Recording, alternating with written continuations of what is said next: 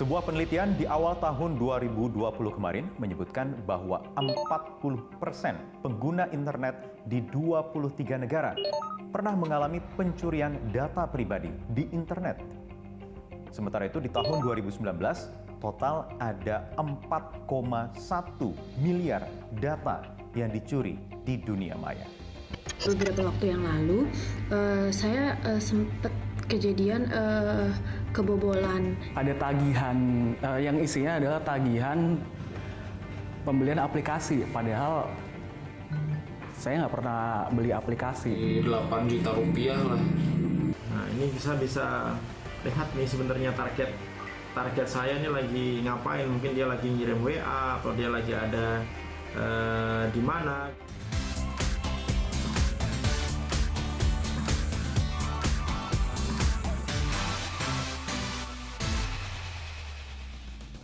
Coba Anda bayangkan kejadian-kejadian tadi menimpa diri Anda. Sangat mungkin terjadi karena begitu kita terkoneksi dengan internet, baik itu email atau mungkin ketika Anda ingin belanja online, kita diharuskan untuk mendaftarkan diri, menyerahkan data-data personal informasi kita. Ada nomor KTP, nomor handphone, alamat tempat tinggal, bahkan nomor perbankan. Yang itu semua bisa dengan mudah diretas oleh orang-orang yang tidak bertanggung jawab. Coba kita bayangkan bahwa situs internet itu seperti ruangan ini yang sedemikian besar dan data saya adalah salah satu dari sekian juta atau bahkan miliar data pengguna lainnya di satu situs internet. Memang saya punya kunci untuk masuk ke ruangan ini dengan password yang kita buat.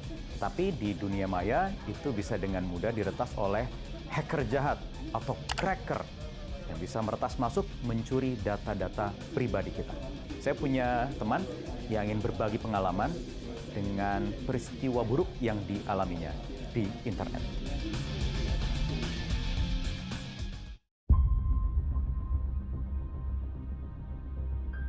Beberapa waktu yang lalu, saya sempat kejadian kebobolan di salah satu akun e-commerce, bahwa saya ada tagihan pay letter sejumlah beberapa juta. Padahal saya sendiri belum pernah menggunakan atau mendaftarkan pay letter. Nah, kemudian saya buka aplikasi itu, ternyata di historinya ada transaksi sebanyak tiga transaksi, yaitu tiket pesawat Jakarta Lubuk, hotel di Medan, dan nonton bioskop di Surabaya. Akhirnya saya memutuskan untuk komplain lewat sosial media. Nah, setelah komplain itu kok ya lebih cepat diresponnya. Direspon positif, itu saya agak lebih tenang. Nah, paginya baru dibales, dikonfirmasi, ditanyain identitas dan lain-lain. Nah, ternyata setelah dicek oleh pihak aplikasi tersebut, itu bukan saya yang login. Untuk sampai saat ini pay letternya itu diblokir, di freeze gitu. Jadi saya nggak bisa pakai sampai sekarang. Ada SMS masuk ke HP saya yang kayak dia berusaha mau ngebuka akun WhatsApp saya gitu tanpa sepengetahuan saya. Kalau ini adalah Anda, maka Anda bisa mengklik tautan berikut, karena itu bukan gue yang mau masuk ke WhatsApp, jadi ya udah dibiarin aja gitu.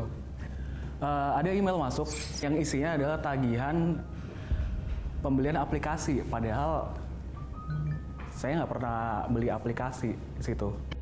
Reaksi pertama saya pasti kaget ya. Kaget karena ada transaksi-transaksi yang tidak saya lakukan. Transaksinya itu berupa uang rubble ya, pembayaran ke sebuah situs game online dengan jumlah yang sangat fantastis ya. Ada sekitar sampai 8 juta rupiah lah kalau dirupiahkan gitu. Itu Russian ruble, mata uang Rusia, dan juga US dollar. Hal pertama yang saya lakukan adalah ganti password. Kemudian ada notifikasi ke email saya. Notifikasi itu saya diarahkan untuk memverifikasi data pribadi saya melalui telepon. Bukti bahwa itu memang tidak dilakukan oleh saya gitu. Kita membuat pernyataan di dalam pelaporan itu bahwa transaksi-transaksi tersebut bukan saya sebagai pemilik akun yang melakukannya gitu. Maret 2020, Tokopedia dilaporkan mengalami peretasan. Jumlah akun yang diretas diperkirakan mencapai 98 juta akun pembeli dan juga penjual. Data itu kemudian dijual hacker di dark web seharga $5.000 Amerika Serikat atau sekitar 74 juta rupiah. Di lain pihak, Tokopedia memastikan informasi penting pengguna seperti password, kartu kredit, dan juga nomor rekening tetap aman. Kemudian Mei 2020, giliran data dari situs bineka.com yang dicuri cracker atau hacker jahat sebanyak 1,2 juta data pengguna dijual seharga $1.200 Amerika atau sekitar 17 juta rupiah. Pengelola e-commerce bineka.com mengonfirmasi data dari pengguna tetap aman dan meminta password segera diganti.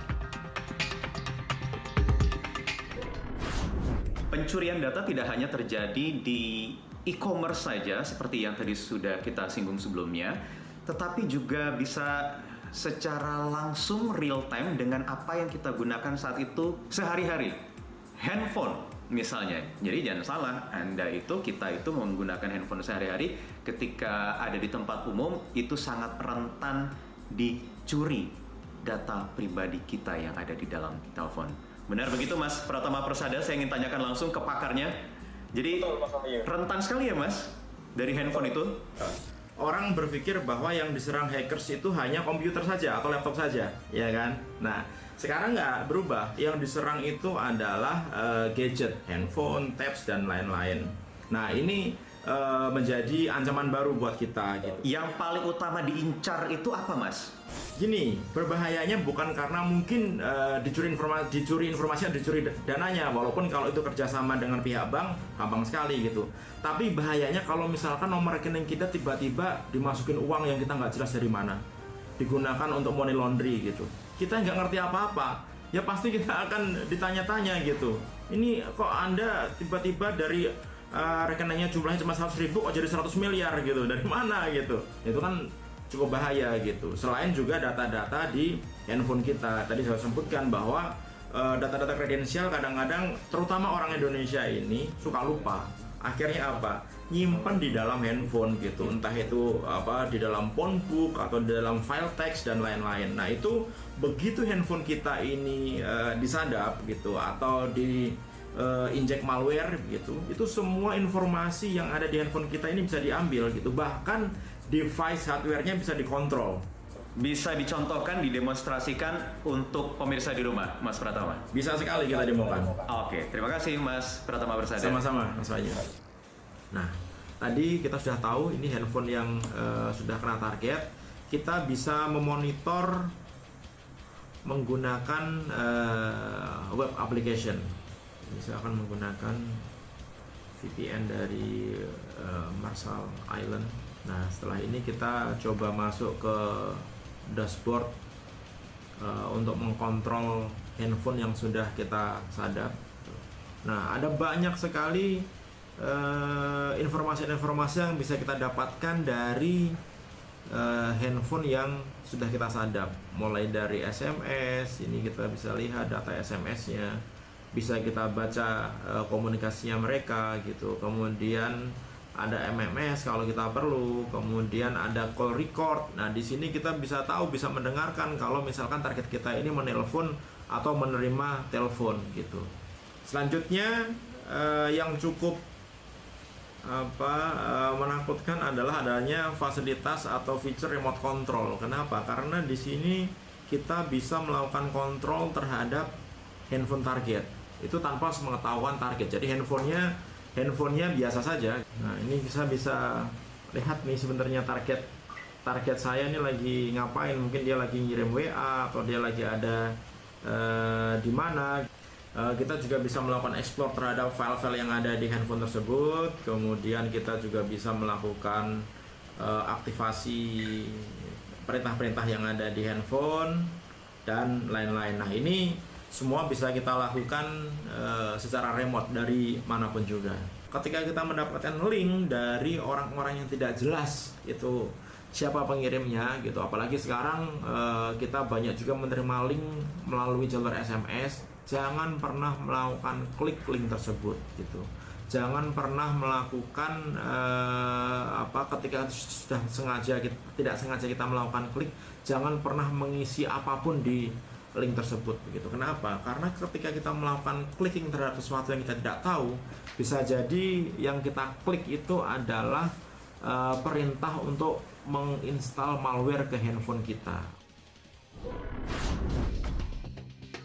Internet yang biasa kita pakai sebenarnya terdiri dari 3 lapisan. Analoginya serupa gunung es. Yang pertama, jaringan internet tempat kita biasa mengakses situs semacam media sosial atau situs yang bisa dilacak mesin pencari. Kemudian bagian di bawahnya terdapat deep web. Bagian ini sebenarnya mencakup sekitar 90% dunia maya atau internet. Dan di tingkat dasar ada dark web atau jaringan gelap. Sesuai namanya, di dalam sini banyak potensi kejahatan. Data pengguna yang diretas biasa dijual di tempat ini. Perlindungan data pribadi di Indonesia diatur dalam 32 regulasi yang berbeda. Masalahnya, belum ada undang-undang yang spesifik mengatur persamaan definisi tentang data pribadi. Di negara lain, sejumlah perusahaan yang terlibat kebocoran data mendapat sanksi. Komisi Informasi Inggris juga menjatuhkan denda sebesar 500.000 pound sterling atau sekitar 10 miliar rupiah kepada Facebook akibat penjualan data di tahun 2016. Sementara negara tetangga sudah punya aturan perlindungan data. Awal tahun 2013 misalnya dibentuk Komisi Perlindungan Data di Singapura. Negeri jiran Malaysia malah sudah bergerak lebih awal. Aturan perlindungan data pribadi sudah disahkan sejak tahun 2010. Di Indonesia, RUU PDP mengatur hukuman pidana penjara 7 tahun atau denda maksimal 70 miliar rupiah bagi pelanggaran penggunaan data pribadi. Sekarang saya akan berbincang dengan rekan saya, Mas Ismail Fahmi, yang selama ini berkutat memantau aktivitas kita-kita di dunia media sosial dan memantau juga aktivitas di parlemen. Kira-kira sejauh mana RUU Perlindungan Data Pribadi ini sudah berjalan? Ya, sepertinya masih lama sih. Ya, Mas Ismail, masih lama ya, Mas? Saya kira prosesnya masih cukup lama, jadi kita harus pinter-pinter ini. Nah, karena masih lama, harus apa kita sambil menunggu itu semua jadi? Benar-benar data pribadi kita terlindungi secara hukum. Pertama harus paham modus, ya modus penipuan ini apa? Ini yang harus dikasih tahu seluas-luasnya kepada publik sehingga mereka tahu. Ketika mendengar telepon, mereka langsung mikir, oh ini modus nih kayaknya, gitu. Minta tolong dong itu kirim pin nomor sekian yang ada di SMS nih, langsung modus. Tolong dong gini, modus itu ada banyak sekali yang menggunakan social engineering ini. Kalau ini kita share ke publik, tentu orang ada yang niat jahat kan, oh saya belajar dari situ. Tapi di sisi yang lain, publik pun jadi aware kan. Nah, jadi mereka harus aware dengan cara ini sehingga mereka self resilient, ketahanan diri itu yang harus dibangun itu dengan cara memberikan awareness, teknik yang praktis tentang modus-modus dan bagaimana cara mereka bisa menghindar. Misalnya kalau lagi ditelepon, tolong harus segera putus teleponnya itu. Misalnya seperti itu. Oke, itu dulu deh, itu aja dulu ya, awareness dari hal yang sederhana dulu tingkatin, baru kita nanti masuk ke tahap yang lebih advance. Terima kasih Mas Ismail Fahmi atas waktunya di 15 Minutes Metro TV. Sama-sama Mas, terima kasih. Begitu Anda masuk ke dunia maya, tidak ada yang bisa menjamin secara penuh keselamatan data pribadi Anda. Saya, Anda, kita semua hanya bisa meminimalisasi risiko tersebut dengan menciptakan tingkat keamanan semaksimal mungkin. Saya Wahyu Wibowo. Kita bertemu di 15 Minutes berikutnya. Karena tagihan segitu bukan saya yang pakai, kok tiba-tiba ada.